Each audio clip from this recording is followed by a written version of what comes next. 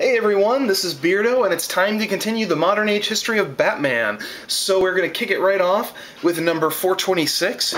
This is, of course, part 1 of Death in the Family, the famous and infamous storyline in which Jason Todd is cornered by the Joker, beaten with a crowbar, and blown up. Left for dead, and dead he was. So obviously, this is one of those stories that's pretty much academic. You know, everybody kind of has an opinion about this. I will say that the thing that I like the most about it, and I talked a little bit about this in my last video, which is, you know, during the early modern age, DC was really making a concerted effort to get Batman out in the real world, and not just, you know, outside of Metropolis and Gotham City, but into the, you know, greater world even, into the, in this case, the Middle East. This is probably the most famous Batman story that takes place really not in Gotham City at all. It may be in Gotham City in the very, very beginning, but for the most part it's completely in the Middle East. Jason Todd, searching for his sense of identity, finds out that his mother is still alive and somewhere in the Middle East. He chases after her, Batman chases after him. And things really come to a head in book 2 of 4. This is the big crowbar incident, and more importantly, the infamous telephone stunt. So at the end of this book, readers had a choice. They could call one of 2 900 numbers, and they could decide Jason Todd will live through this experience, and he could die from this experience. And we all know what happens. So in 428, you have probably one of the most famous single images that Mike Mignola has really ever illustrated. Obviously, Mike Mignola is most famous for Hellboy, but in terms of just like a single drawing that he did, I think everybody who knows anything about comics recognizes this illustration. Around this time, there was really a pretty big pushback from sort of, you know, greater, you know, outside comic book culture, really questioning, you know, just how bloody comics have become and what people are like who read this and, you know, wish for their heroes to die in such grisly ways as this. So it sparked a lot of debate, not on the scale of, like, say, Frederick Wertham by any means, but it definitely did create some shockwaves. And everything basically wraps up in number 429, and kind of a fun Joker cover there. What basically happens in this is Batman chases after the Joker and finds that he has been made a dignitary to a foreign country, some Middle Eastern foreign country, and so as a result, he can't take him in, he can't stop him, he has diplomatic immunity, which is kind of funny. This is coming out in like the early 89, late 88, and right around the same time Lethal Weapon 2 came out, so there must have been something in the news about like abuse of diplomatic immunity, because it started popping up all over the place in literature, but there you go. So Batman basically leaves defeated. Now, one thing that's important to note is back here in 428, there were actually 2 versions of this story. You have a version where there's a page in which Batman's holding Jason Todd, and there's an expression on Batman's face that's elated because he's still alive. And then he continues on and goes after the Joker. And then there's the version we actually have in which, you know, Batman is holding this bloodied, dead, you know, Jason Todd figure. And, you know, they really didn't know which way this was going to go, and it's really reflected in the coming issues. So when you get to issue 430, you actually have a flashback story. This is Batman before there was a Robin, and he's basically chasing after a sniper and dealing with that. There's really no mention of Jason Todd at this point. It's all about just sort of this, this dark, gritty, early Batman tale. 431, you get kind of the same treatment, although this one's actually a League of Assassins story, which makes it a little bit extra interesting. But again, not a whole lot going on in terms of, you know, the aftermath of Jason Todd. You really start to get into that with Batman 432, and even then, it's really only acknowledged at the end, in which I believe he actually pulls out a picture of Jason Todd, but he also discusses sort of, you know, the things he's doing.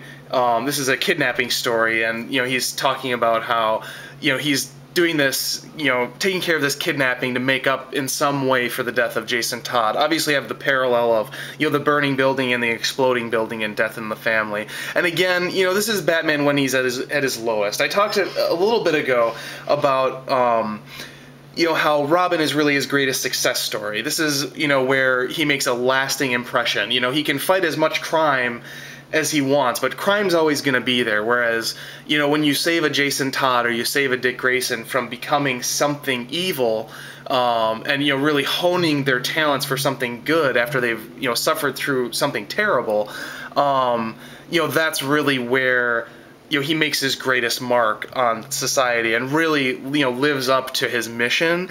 And, you know, when you have the death of Robin, all he can do is fight crime, and you can feel the futility he feels in these early issues after his death as he tries to, you know, make up for these wrongs, and they just, you know, problems just keep arising.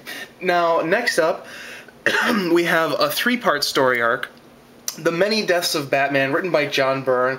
The first issue of this story is definitely my favorite. It's got a great cover, and it's pretty much completely silent. The whole thing is pretty much told in pictures, and what's basically going on is there are Batman impersonators around that are getting killed, and you kind of see that here on the cover of issue 434. Leave it to John Byrne to just, you know, screw words, let's just tell the story in pictures. By the time you get to the next issue, you know, you start to get heavy dialogue again, and this story picks up as usual. But it's really fun to read through that first issue and just kind of, it actually takes some time to get through because, you know, it's illustrated very, very intricately by Jim Aparo, and it makes perfect sense, but it's not, the pictures are actually dense enough that you really do read the pictures. Anyway, really, really great little three-part storyline, which wrapped up in 435.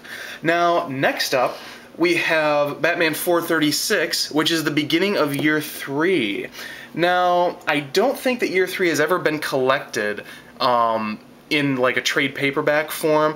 It really doesn't fit the Year 1, Year 2, Year 3 mold in the sense that this actually doesn't take place in the third year of Batman crime fighting. This is actually a continuation of what's been going on in the previous issues that we've been looking at, with many, many flashbacks to Dick Grayson and, as you can see on the wonderful George Perez cover here, you know, the death of his parents at the circus. So you really, this should be called like the Robins storyline, because you got basically three things going on. You've got Nightwing, who is dealing with the fact that Anthony Zucco, the killer of his parents, is about to be let out of jail again, and Batman is basically really, really upset about this, and really, you know, doesn't want Dick Grayson to know, if I remember correctly, and, you know, he's planning on sort of taking the law into his own hands, because again, you know, he has no other, you know, since he doesn't have a Robin at this point, you know, he's just trying to right every wrong that he can, and of course he's going to take it too far, but that comes a little bit later. We'll wait to talk about that. So you've got Nightwing, who's got a story, and then it kind of is paralleled with the Dick Grayson origin story, so you've got, you know, another Robin story going on. You also have a brief appearance in here, first appearance of Tim Drake, who is a child in the audience when Dick Grayson's parents were killed at the circus. And then, of course, you have Batman's story, which is really coming to grips with the death of Jason Todd. And as I said, he's going to really start to take things too far as things continue forward, and it really becomes Batman versus Nightwing, and Nightwing bringing him back from the edge. You know, you always have those stories where, you know, whenever something bad happens to Batman, you know, he always goes too far and you have to, you know, reel him back in. This is definitely one of those stories, but there's enough layers to it with, you know, the flashbacks to Dick Grayson as Robin, and, you know, Nightwing dealing with this in his own way and dealing with it in a much more positive way than Bruce Wayne does, that it really makes for an interesting story, and it's really a shame that it hasn't been collected, because it really is quite good. So here's issue 438, part 3 of 4, and then everything wraps up in 439. Batman, who has potentially killed someone in very much a similar, not a similar circumstance, but, you know, it's handled in a similar way to the potential killing that Jason Todd caused at the end of our last video. Of course, you know, it isn't everything as it seems, but the Dark Knight certainly is darker for not having a Robin. And that's where we're going to leave it off here for today with 439. We looked at 439, 438, 437, 436, 435, 434, 433, 432, 431, 430, 429, 428, 427, and 426. See y'all later.